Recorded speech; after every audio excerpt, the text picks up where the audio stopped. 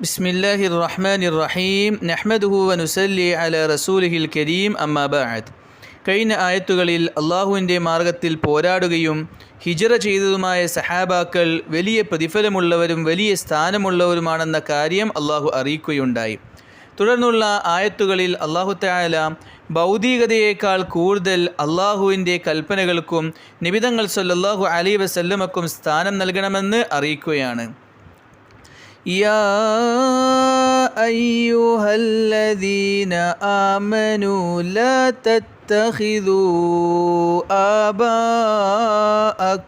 വഇഖ്വാനക്കും لا تتخذوا آباءكم وإخوانكم أولياء إن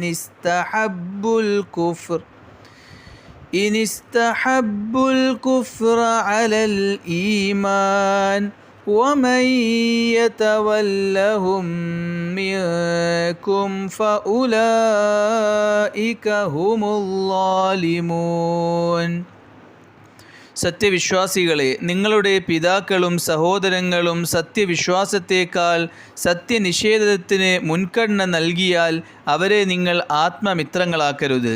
നിങ്ങളിൽ ആരെങ്കിലും അവരെ ആത്മമിത്രങ്ങളാക്കിയാൽ അവർ അക്രമികളാണ്. قل إن كان آباؤكم وأبناؤكم وإخوانكم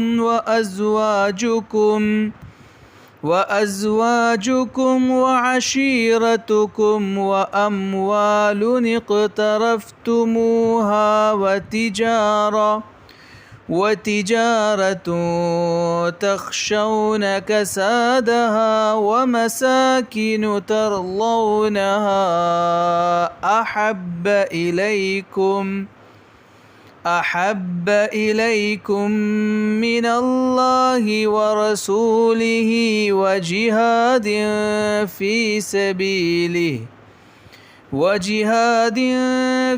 سبيله فتربصوا حتى يأتي الله بأمره والله لا يهدي القوم الفاسقين.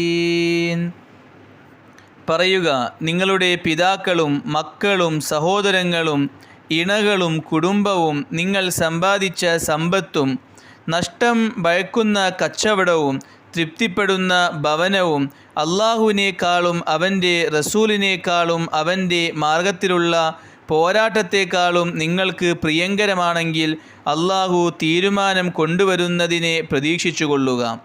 അനുസരണയില്ലാത്ത ജനങ്ങളെ അള്ളാഹു സന്മാർഗത്തിലാക്കുകയില്ല. ഈ ആയത്തുകളിലൂടെ അള്ളാഹു സുബ്ഹാനഹു വ തആല ഹിജ്റ ചെയ്യുന്നതിൻ്റെ പ്രാധാന്യത്തെ അറിയിക്കുകയാണ്. നബി തങ്ങൾ സല്ലല്ലാഹു അലൈഹി വസല്ലമയും സഹാബാക്കളും മക്കയിൽ ദീർഘകാലം വലിയ പ്രയാസത്തിലായിരുന്നു. മക്ക മുശ്രിക്കീങ്ങളിൽ നിന്നും ധാരാളം അക്രമങ്ങൾ സഹിക്കേണ്ടി വന്നു. അവർ അവഗണിക്കപ്പെടുന്ന അവസ്ഥയുണ്ടായി. ഇങ്ങനെ വലിയ രീതിയിലുള്ള പ്രയാസങ്ങൾ അനുഭവിച്ചിരുന്നു. അള്ളാഹു സുബ്ഹാനഹു വ തആലയിൽ നിന്നും ഹിജ്റ ചെയ്യാനുള്ള കൽപ്പനയുണ്ടായി. അതായത് അവർക്ക് ഇസ്ലാം അനുസരിച്ച് ജീവിക്കാൻ മക്കയിൽ പ്രയാസമായതുകൊണ്ട് തന്നെ മക്കയെ വിട്ടുകൊണ്ട് മദീനയെ വിട്ട് പലായനം ചെയ്യാൻ അള്ളാഹുവിൻ്റെ കൽപ്പനയുണ്ടായി. ഒരു വ്യക്തി മുസ്ലിമാണ് എന്നതിൻ്റെ ഏറ്റവും വലിയ തെളിവും ആ സന്ദർഭത്തിൽ പലായനം ചെയ്യുക എന്നുള്ളതായിരുന്നു. കാരണം ആരെങ്കിലും പലായനം ചെയ്യാതിരിക്കുകയാണെങ്കിൽ അവരുടെ ഇസ്ലാമിൻ്റെ വിഷയത്തിൽ സംശയിക്കുമായിരുന്നു. കാരണം മുസ്ലിമീങ്ങളെ സംബന്ധിച്ചിടത്തോളം അവർ മക്കയിൽ നിന്നും മദീനയിലോട്ട് ഹിജ്റ ചെയ്യുക എന്നുള്ളത് അള്ളാഹുവിൽ നിന്നുമുള്ള നിർബന്ധ കൽപ്പനയായിരുന്നു. അതുകൊണ്ട് തന്നെ നബി തങ്ങൾ സല്ലല്ലാഹു അലൈഹി വസല്ലമയും സഹാബത്തും വലിയ ത്യാഗത്തോടുകൂടി ഹിജ്റ ചെയ്യുകയുണ്ടായി. ഹിജ്റ എന്നുള്ളത് അള്ളാഹുവിൻ്റെ അടുക്കൽ വലിയ പ്രതിഫലമുള്ള അമലാണ്, ഒരു പ്രവർത്തനമാണ്. കാരണം അത്രത്തോളം ത്യാഗം ഹിജ്റക്കുണ്ട്.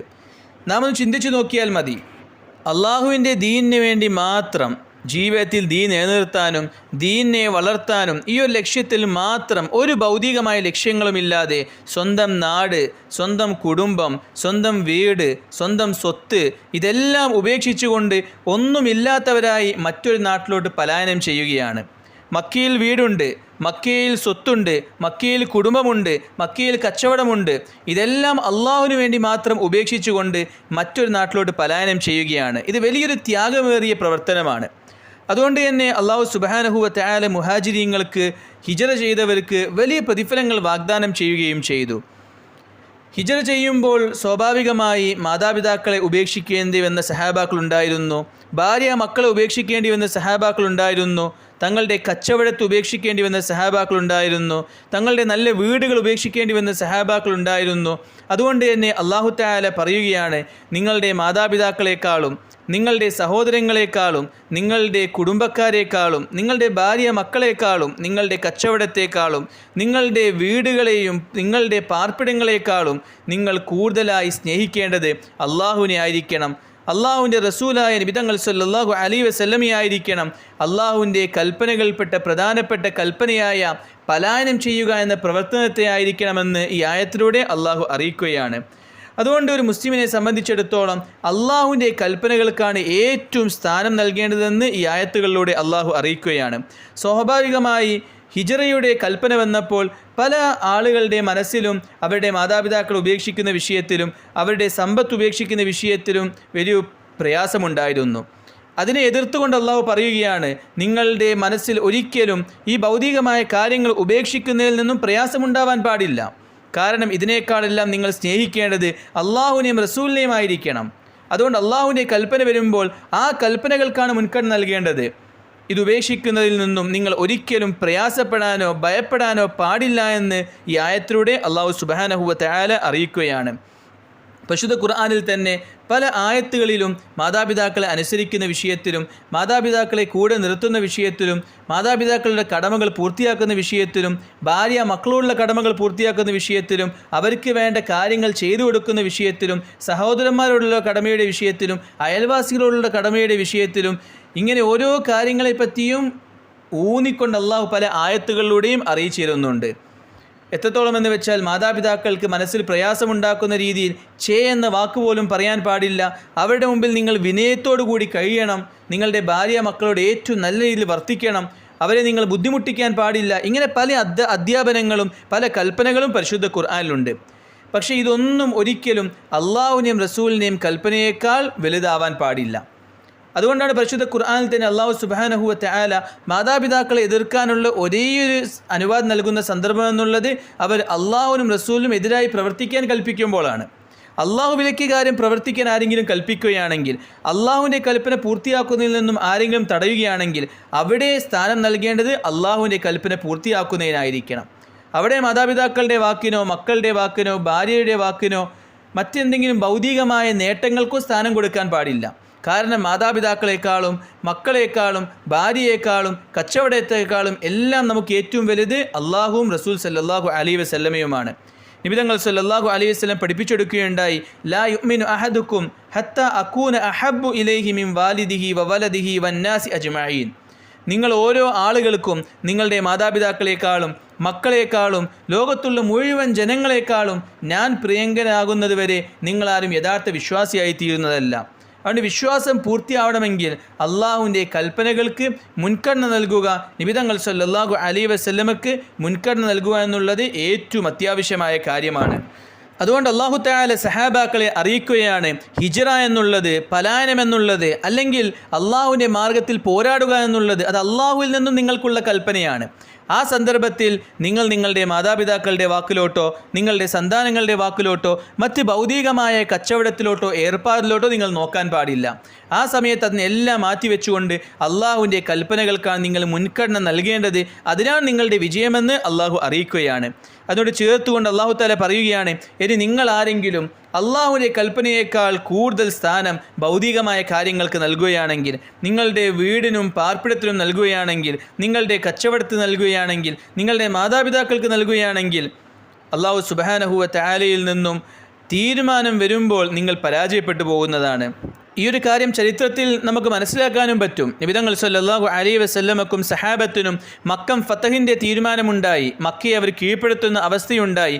ആ സന്ദർഭത്തിൽ ഹിജ്റ ചെയ്തവർ സന്തോഷിച്ചു. കാരണം അവർ ചെയ്ത ത്യാഗത്തിനുള്ള ഫലമായി അവരുടെ നാട് തിരിച്ച് അവർക്ക് തന്നെ ലഭിച്ചു. എന്നാൽ ഹിജറ ചെയ്യാത്തവർ ആ സമയത്ത് വലിയ ഖേദത്തിലുമായിരുന്നു. കാരണം അവർ ഹിജറ ചെയ്യാത്തത് കൊണ്ട് അവർക്ക് പ്രത്യേകിച്ച് നേട്ടമൊന്നും ഉണ്ടായില്ല. നേരെ മറിച്ച് അവർ ഹിജറ ചെയ്യാത്തത് കൊണ്ട് ഹിജറയുടെ വലിയ പ്രതിഫലങ്ങളും മുസ്ലിമീങ്ങളുടെ വിജയവും അവർക്ക് നഷ്ടപ്പെട്ടു പോവുകയുണ്ടായി. അതുകൊണ്ട് നിങ്ങൾ ആരെങ്കിലും ഹിജറ ചെയ്യാൻ മടിക്കുകയാണെങ്കിൽ അള്ളാഹുവിൻ്റെ തീരുമാനം വരുമ്പോൾ നിങ്ങൾ പരാജയപ്പെട്ടു പോകുന്നതാണെന്ന് ഈ ആയത്തിലൂടെ അള്ളാഹു അറിയിക്കുന്നു. അവസാനമായി അള്ളാഹു തആല അറിയിക്കുന്നു, അനുസരണക്കെട്ട ആളുകൾ അവർക്ക് അള്ളാഹു ഒരിക്കലും ഹിദായത്ത് കൊടുക്കുന്നതല്ല. അഥവാ അള്ളാഹുവിൻ്റെ കൽപ്പനകളേക്കാൾ ഭൗതികമായ കാര്യങ്ങൾക്ക് സ്ഥാനം കൊടുക്കുകയാണെങ്കിൽ സന്മാർഗത്തിൽ നിന്നും അവർ അകറ്റപ്പെട്ടു പോകുന്നതാണെന്ന് ഈ ആയത്തിലൂടെ അള്ളാഹു അറിയിക്കുന്നു. ഈ ഒരു ആയത്ത് ഇറങ്ങാനുണ്ടായ കാരണം സഹാബത്തിൻ്റെ ഹിജറയുമായി ബന്ധപ്പെട്ടാണെന്ന് ചില പണ്ഡിതന്മാർ പറയുന്നുണ്ട്. ചില പണ്ഡിതന്മാർ സഹാബാക്കളുടെ പോരാട്ടവുമായി ബന്ധപ്പെട്ടാണെന്നും പറയുന്നുണ്ട്. ഏതാണെങ്കിലും അള്ളാഹുവിൻ്റെ കൽപ്പന വരുമ്പോൾ നിർബന്ധ കൽപ്പനകൾക്കേക്കാൾ കൂടുതൽ സ്ഥാനം ഭൗതികമായ കാര്യങ്ങൾക്കോ ഭൗതികമായ ആളുകൾക്കോ നൽകരുത് എന്ന വലിയ സന്ദേശം ഈ ആയത്തുകളിലൂടെ അള്ളാഹു നൽകുകയാണ്. ഈ ആയത്തിറങ്ങിയത് സഹാബത്തിൻ്റെ വിഷയത്തിലാണെങ്കിലും ഇതിൽ നിന്ന് നമുക്ക് വലിയൊരു ഗുണപാഠമുണ്ട്. അതായത് നാം മുസ്ലിമീങ്ങളാണ്. നമ്മളെ സംബന്ധിച്ചിടത്തോളം ഏറ്റവും വലുത് അള്ളാഹുവിൻ്റെ കൽപ്പനയാണ്. അള്ളാഹുവിൻ്റെ കൽപ്പനകൾ രണ്ട് രീതിയിലുണ്ട്. ഒന്ന്, നിർബന്ധമായും അള്ളാഹു കൽപ്പിക്കുന്ന കാര്യങ്ങൾ. രണ്ട്, നിർബന്ധമായും അള്ളാഹു നിരോധിക്കുന്ന കാര്യങ്ങളും. അള്ളാഹു നിർബന്ധമായി കൽപ്പിക്കുന്ന കാര്യങ്ങൾ അള്ളാഹു തആല വ്യക്തമായി ഹറാമാണെന്ന് നമുക്ക് പഠിപ്പിച്ചു തന്ന കാര്യങ്ങൾ. ഈ രണ്ട് കാര്യങ്ങളിലും ഒരിക്കലും ഭൗതികമായ കാര്യങ്ങൾക്ക് ഇതിനേക്കാൾ കൂടുതൽ സ്ഥാനം നൽകാൻ പാടില്ല എന്ന് ഈ ആയത്തിലൂടെ നാം മനസ്സിലാക്കേണ്ട പ്രധാനപ്പെട്ട കാര്യമാണ്. അള്ളാഹു നിർബന്ധമാക്കിയ എന്തെങ്കിലും കാര്യം അതിൽ നിന്നും മാതാപിതാക്കൾ വിലക്കി, അല്ലെങ്കിൽ അള്ളാഹു ഹറാമാക്കിയ എന്തെങ്കിലും കാര്യം അത് ചെയ്യാനായി മാതാപിതാക്കൾ പ്രേരിപ്പിച്ചു. ഈ സന്ദർഭത്തിൽ മാതാപിതാക്കളെ അനുസരിക്കുന്നതിന് പകരം അള്ളാഹുവിൻ്റെ കൽപ്പനയാണ് കൂടുതൽ അനുസരിക്കേണ്ടത്. അള്ളാഹു വിലക്കിയ കാര്യം എന്തെങ്കിലും ഭൗതികമായ താല്പര്യങ്ങൾക്ക് വേണ്ടി നാം ചെയ്യുകയാണെങ്കിൽ അവിടെ അവൻ ചെയ്യുന്നത് വലിയ തെറ്റാണ്. ഭൗതികമായ താല്പര്യങ്ങളെ മാറ്റിവെച്ച് അള്ളാഹുവിൻ്റെ കൽപ്പനക്കാണ് അവിടെ സ്ഥാനം നൽകേണ്ടത്. ഭാര്യ മക്കൾ ഹറാമായ കാര്യങ്ങൾ ചെയ്യാനായി പ്രേരിപ്പിക്കുന്നു, ഹറാമായ കാര്യങ്ങൾ പങ്കെടുക്കാനായി പ്രേരിപ്പിക്കുന്നു, അല്ലെങ്കിൽ കൂട്ടുകാർ ഹറാമായ കാര്യങ്ങളോട് ക്ഷണിക്കുന്നു. ഞാനിത് ചെയ്തിട്ടില്ല എങ്കിൽ അവരെന്ത് വിചാരിക്കും, ഞാനിവിടെ പോയിട്ടില്ല എങ്കിൽ അവരെന്ത് വിചാരിക്കും. അങ്ങനെ കൂട്ടുകാരുടെ തൃപ്തിക്ക് വേണ്ടി അല്ലെങ്കിൽ മറ്റേതെങ്കിലും കുടുംബക്കാരുടെയോ മറ്റേതെങ്കിലും ബന്ധുക്കളുടെയോ തൃപ്തിക്ക് വേണ്ടി അള്ളാഹു വിലക്കിയ കാര്യങ്ങൾ ചെയ്യുക എന്നുള്ളത് വലിയ തെറ്റാണ്.